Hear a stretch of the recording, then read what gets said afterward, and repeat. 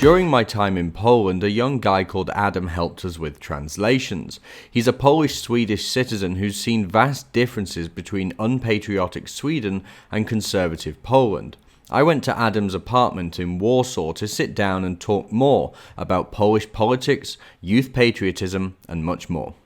So I'm with Adam, a young conservative in Poland. You actually moved here from Sweden. Thanks for joining me. As you know, a part of this series, I'm talking to young conservatives and trying to find out why on earth Poland is so different to England. And I think you've got quite a good perspective on this coming from Sweden, right? Well, not just Sweden, Malmo. Yeah, I also had a lot of time of thinking about it since I moved here from a place that is vastly different than what we have here in Poland. I was born and raised in a country which is one of the most atheist countries in the world, one of the most left-leaning, right, progressive, and I was used to always being the only conservative in class, in my tennis club, wherever. It was hard to find other people to talk to. It was often that you felt that you were alone, fighting a lonely battle. Here, when I came initially to study at university. When did you come here? When was that? That was in 2012. Okay. Six years ago now, and I got shocked immediately. The lecturers would say things that in Sweden would get them fired very quickly. I assumed that even some people would be prosecuted for some of the things they said. So I noticed that... and I imagine quite mundane stuff as well. It wasn't extreme, right? No, absolutely not. Things such as there are genetical, biological differences between men and women. There are certain problems with certain ethnic groups here in Eastern Europe, for example. A lot of people have no problems talking about the Roma population, that they aren't integrated. There are several problems that are associated with them, theft probably being the most famous one. We see that in London as well, but you can't talk about it. And a point that people often make, which I think is important, is it's not the Romanians that are the problems, right? It's the Roma gypsies. This is something that I've spoken about with many Romanians, and they have a very they aren't happy with the situation, and especially that for them earlier they were differentiating between gypsies and Romanians. Now it's Roma and Romanians. So for them it feels like whatever they do. Yeah. Unfortunately, the Romanians pay the price. But just talking about that in university, I mean, it would be shocking in Sweden and really get imprisoned. It sounds like England. Unfortunately, I think that England, Germany are at the forefront when it comes to prosecuting people for hate speech. It didn't used to be like this in Sweden. There were certain norms and unwritten rules that you shouldn't talk about it, but if you did, you wouldn't get prosecuted. Right. The wave of prosecution started 3-4 years ago tops, so it's still a fairly new thing, but there is a couple 100% increase each year on prosecutions for hate speech, and we had a few cases recently that were really nothing special. It doesn't take a lot to get you prosecuted these days. But vastly different here in Poland, right? Absolutely. Here, of course, not everybody is going to agree with you when you say something in university, for example, but nobody's going to throw you out of the room or tell you to stay quiet. So what is nice here that everybody have their opinions and nobody's afraid to voice them.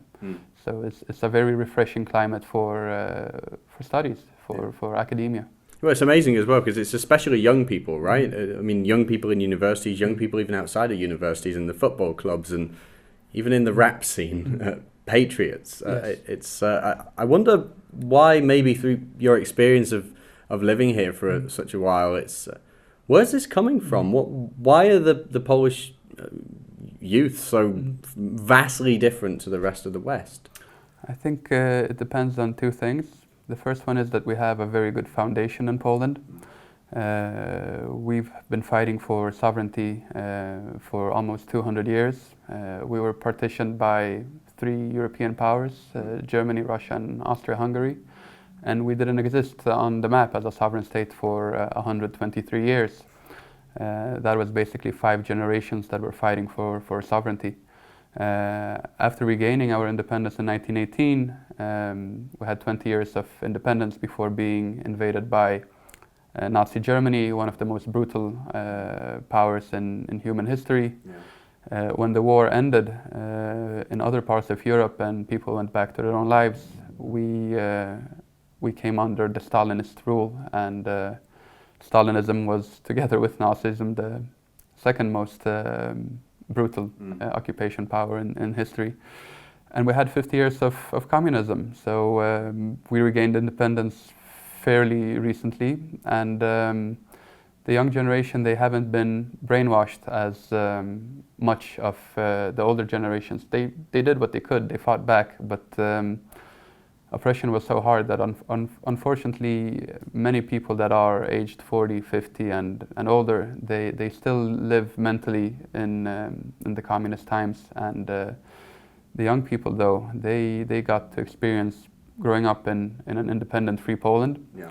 And all these old traditions started coming back. Now you are able to talk about things such as the so-called cursed soldiers, the underground communist, anti-communist military underground, which went fighting for another 20 years almost after World War II had ended.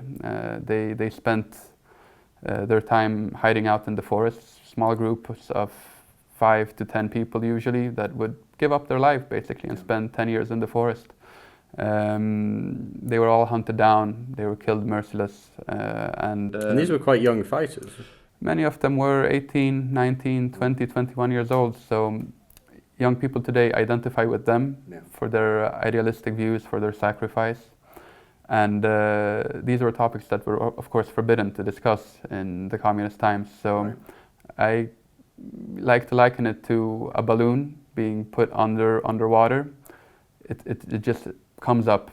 It's normal. You can't get rid of it. Yeah. It is a natural thing that now has found an environment in which it can blossom. It's amazing, isn't it? This is the one thing, whilst being here, that I've been thinking about a lot, and it's, you would assume logically that the people that grew up under communism and saw these terrible things would be the people now fighting back against it. Some of them are, but it's really more the young people doing it. I mean, maybe we should talk about these exit polls that are showing the way that people vote in Poland. The older generations are voting more left-wing than the younger generations, right? What are the left-wing parties here, and what's the sort of support base? Yeah, we have something about reverse situation to what we have in Sweden and in the UK too, where the young support Labour in the UK. In Sweden, either the Social Democratic Party or our Green Party or the New Feminist Party, right? Or the New Feminist Party, which did very well, not in the last elections, but the elections before that. While, for example, Brexit, I think UKIP, support for UKIP is also similar, and in Sweden for the Swedish Democrats. There it's mainly people that are 45, 50 and above. Here in Poland we have a situation in which the people that are 70 and above, either they vote for the conservative ruling party, the government party, or they vote for the old communist party, which in the last few years have almost vanished completely. So it's on a good track of vanishing. But there's a new party. Is it Razem?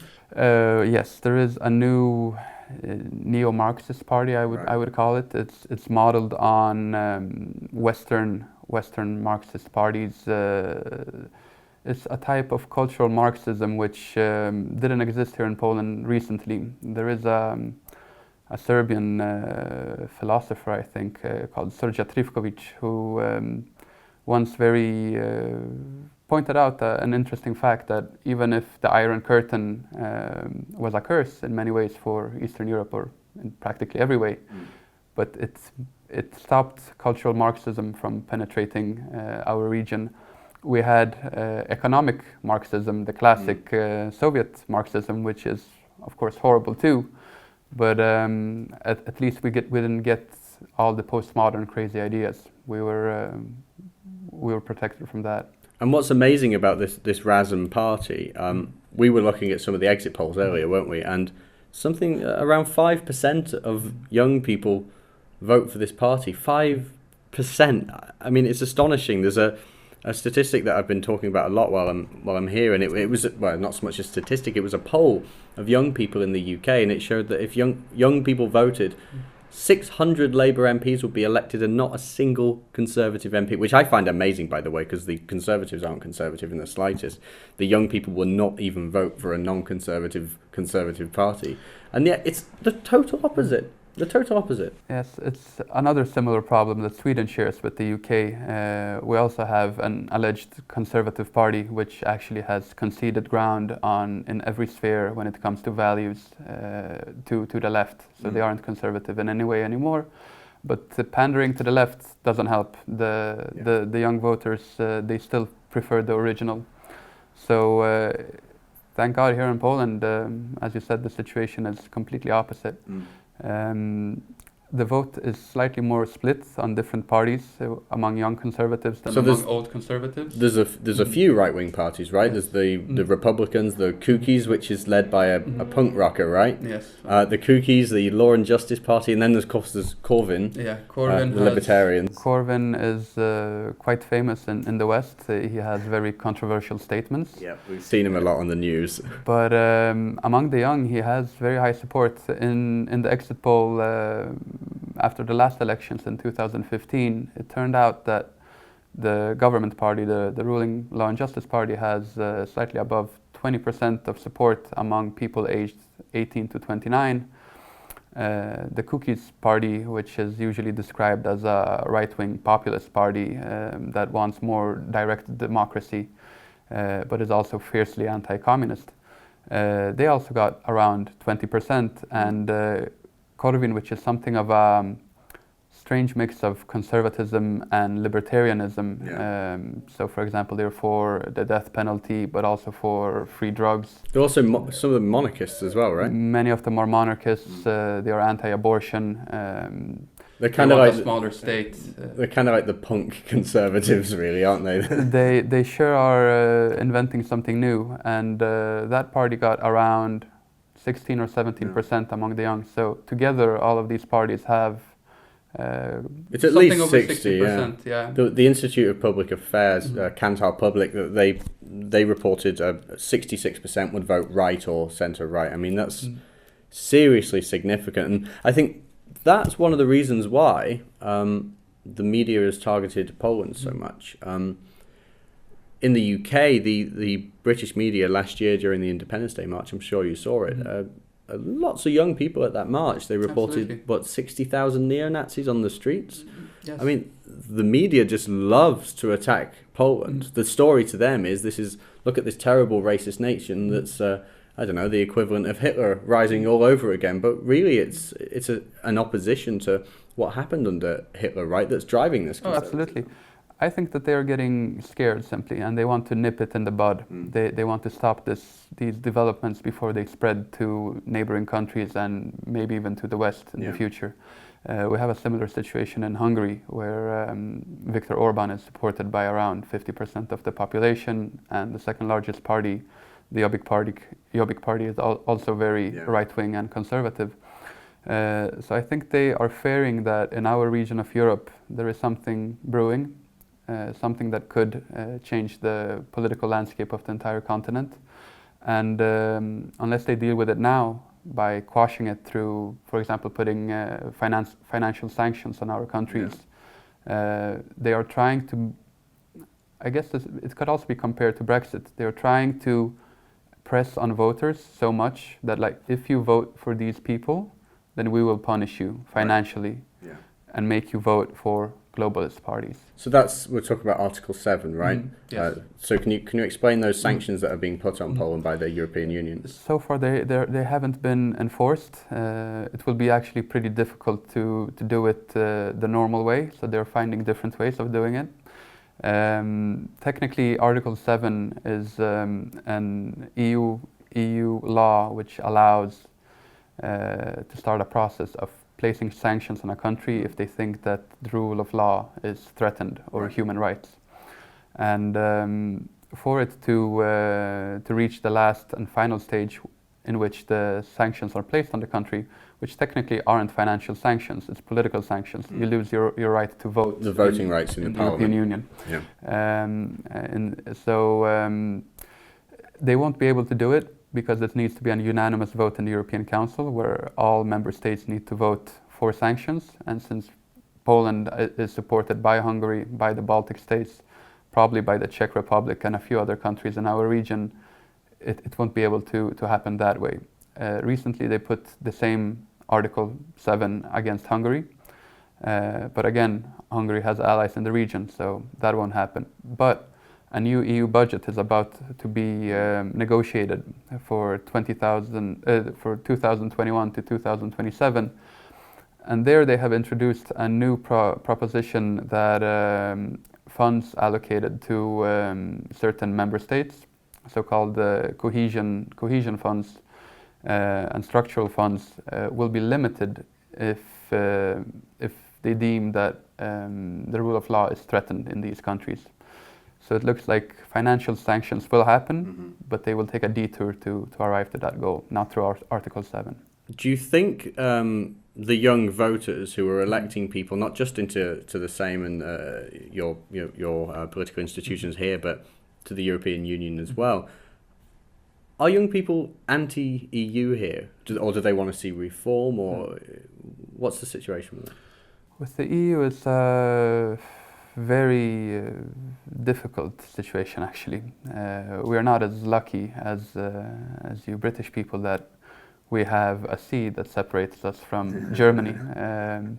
We have them right across the border. We remember what they can do if they feel threatened or if they have some kind of emotions of grandeur, or and then we have Russia on the other side. So for many Poles, the EU is not primarily, as it's often portrayed in the West, an economic benefit.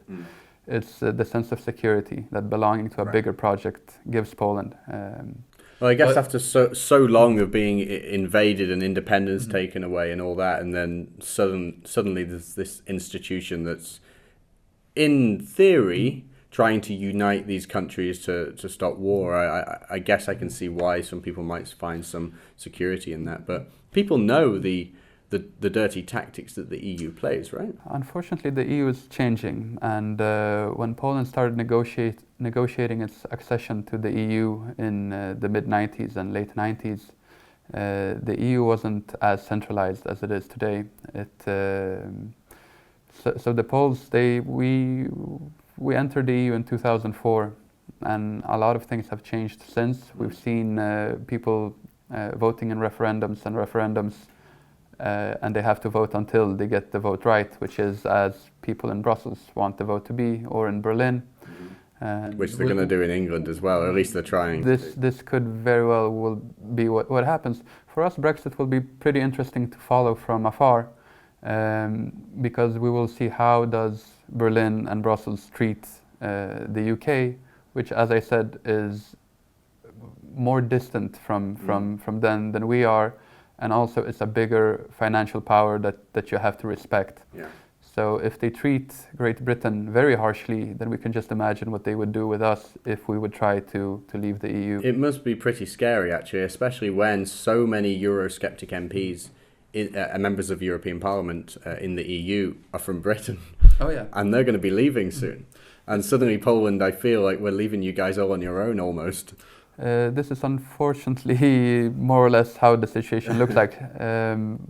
Poland, many supported Brexit just out of that same feeling that you got when Trump won, that this was just... Smash the system. Yes, but at the same time we were aware that Britain for many years stopped any initiatives to federalize the EU or centralize it to a higher degree. Now with you gone, it will be harder to stop this development. And this is again coming back to Article 7 and the sanctions against our countries.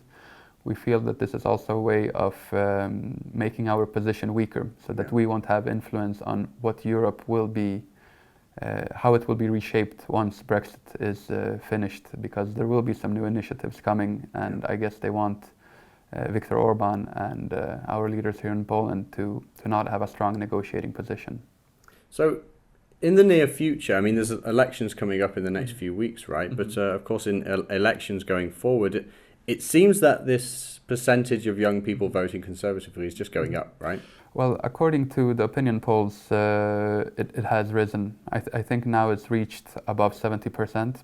So it is going higher and higher for conservative And I can only parties. imagine as well, as the young people get older and are replaced with new generations of young people. I mean, we've been around in Warsaw, and we've met even a young lad of 10 who knows his history. He's comes from a patriotic family. This is a new generation of more conservative people, and it seems like the direction's just going up and up and up. Yeah.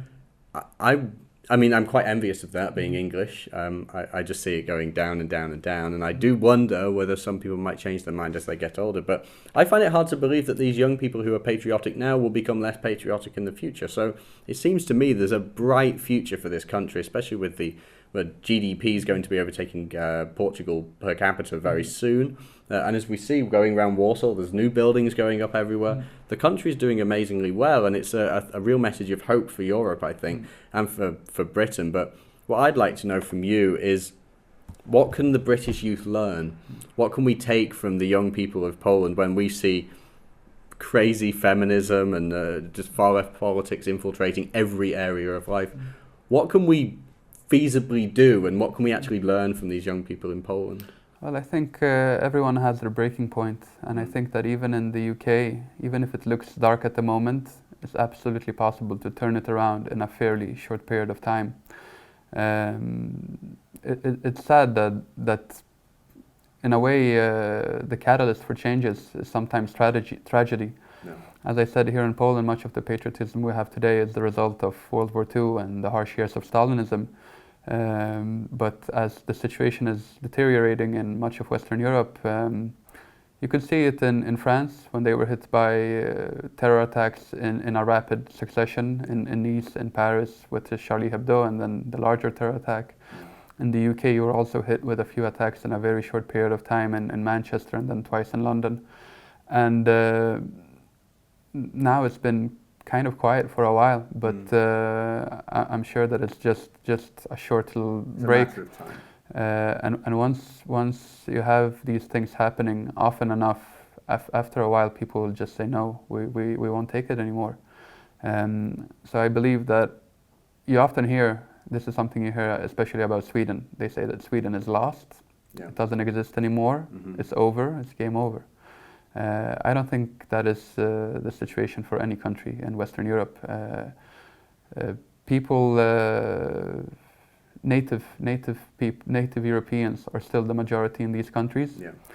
And we have a history of being very determined, being very crafty when it comes to solving solutions.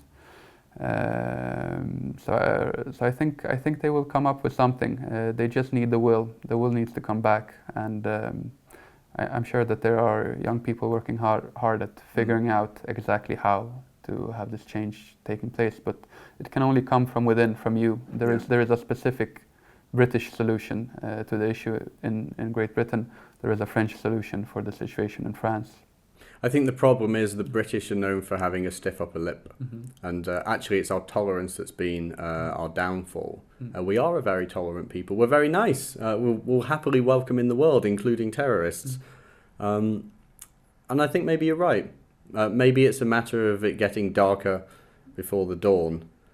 I think this could be the case when it comes to the hospitality. We have a similar situation in Sweden where humanism became it replaced Christianity basically. There is always something new that fills the void. In Sweden's case, it was this altruistic, let's accept everyone. But at a certain moment, everything ends. It's the same thing in Italy now, where you have 60 or 70% supporting the new populist government, which wants to deport 500,000 migrants that have arrived recently. So the question is just, you wouldn't see this in Italy 3 years ago or 4 years ago, but now it's very imaginable. Yeah. So I think that in Sweden, in France, in the UK, there will also be a moment in the next 5, 10, 15 years in which people will say that this is the new normal. We will be conservative, we will be very strong on our borders, we will deport terrorists no matter what the European Convention of Human Rights and their court thinks about it. I think that there are good days ahead. We just need to work hard to make sure that we arrive there in time. What are young people doing here that's kind of cool from right-wing young people, other than just voting? Well, there is a lot of organic work. I wouldn't necessarily call it cool. It's such things as taking care of the war veterans. You have a lot of young people that are involved in helping people that are often 80, 90 years old and they have no money at all. Yeah. They go grocery shopping for them. They carry their bags up 3 flights of stairs. They renovate their apartments, make sure their walls are painted. And a lot of the football lads do that, right? From the football clubs? Yeah, the football clubs are very involved in activities like these. We have a pretty interesting situation here in Poland in which there is basically no left-wing influence on football stadiums at all. I've seen some opinion polls saying that among football fans it's over 90% conservative, so it's very high, and the 10% that aren't, they stay quiet about it while they are on the stadium. There is a long history to this, because the football stadium was the only place in communist Poland where you could voice your opinion, where you could criticize the regime. Why was that? You could criticize the regime at a football crowd. You're standing with 20,000 people that are all willing to fight with the riot police. So I got it.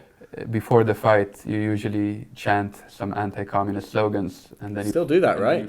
They still also fight with riot police, but yes, the slogans are still there. The football fans are very political, and back a few years ago, when the liberal government, Donald Tusk, who is now president of the European Council, was the prime minister of Poland, he started a war against football hooligans, he claimed, but actually he started a war against the entire football fan community. Right.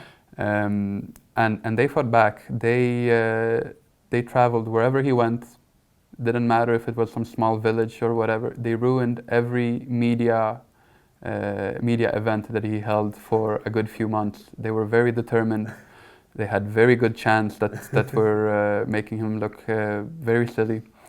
So in the end, he lost that battle, and he used quite, well, maybe not as bad as the communist strategies, but people were locked up for a long time without any evidence. You don't want to you don't want to provoke a fight with the football fans over here. They also say that they are the best organized civil society organization or association in Poland, and there's a lot of them. Many of them are also very religious, which is quite interesting. You have pilgrimages, and you have special priests that focus solely on football fans, and they go to our most holy monastery in the city of Częstochowa, Jasna Góra, where the priests they throw sacred water on the scarves of the football fans, and they bless football fan related paraphernalia or memorabilia, and the people that go there are not necessarily always the most calm guys. I mean, most of them are, but even some of the some get a bit rowdy. I mean, I've seen them. They exist in England as well. Yes, but here they are sometimes rowdy too. They might sin too, but still they go to these events, which in Sweden it would be impossible. They would never set their foot in a church. And this is another very interesting fact here in Poland, that Christianity and patriotism are so tightly interlinked. It's a result of... Right, I was going to say, because the The glaring difference I see here between the football clubs in England, and actually many of the football clubs in England are quite patriotic, but I wouldn't say anywhere near as much as here. In fact, there's been scandals in the UK where football clubs have held up patriotic stuff and it turned out that people didn't like it and stuff. But the glaring difference here is the presence of religion, the faith. I mean, people, I think, in England have lost faith in their faith through the Church of England for being so pathetically left-wing. Maybe if the Church of England went back to its roots and people got involved with the church again, then they could be football guys and they could be normal young people and they could be cool normal young people, cooler than me, and also be patriotic. That's the difference, right? Absolutely. I wouldn't go as far as saying as that the church here is perfect. We also have our problems. The church was quite heavily infiltrated by the Communist Secret Service during the 50 years of communism, and many of their leaders in the higher echelons are not fantastic. But when it comes to priests on lower levels, there are many very, very enthusiastic young priests that they have a bond with young people, and they know how to motivate them, how to make them improve. You could say that they are like the local small Jordan Petersons of rural Poland. Again, faith and patriotism in Poland, I think it goes back to the fact that we were partitioned by three powers that had a different religion than us. The Germans were Protestants, the Russians were Orthodox. So Catholicism naturally for us became the glue that held it all together. And this is something that helps today, especially as we're facing a new religion expanding in Europe and very aggressively demanding its place in the public sphere.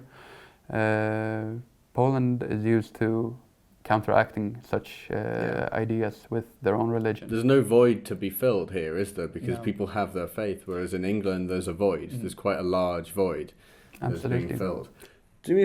Tell me about these that I found in your apartment.